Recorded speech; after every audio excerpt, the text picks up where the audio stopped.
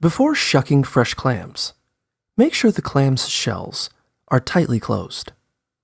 If a shell is open, the clam is dead and may not be safe to eat, so you'll need to throw it away.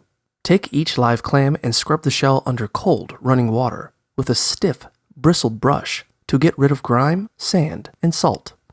If you like, soak the clams in 1 gallon, 3.8 liters of water, mixed with a third cup, about 90 grams of salt for 20 minutes. Repeat the soaking process up to 2 more times to help soften up the clams and make them easier to open. Then, spread the clams out on a tray and put them in the refrigerator for an hour to help relax the muscles holding them shut. When you're ready to shuck the clams, put on a glove or wrap your hand in a kitchen towel. Then grasp a clam between your thumb and fingers with the hinge of the shell facing your palm.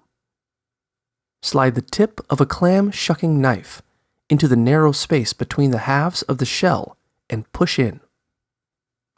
Gently twist the knife to pry the shell open. Then, move the knife around the rest of the seal between the shell halves to open it completely. Pull the top shell off, then slip the knife under the meat of the clam to cut it loose from the bottom shell.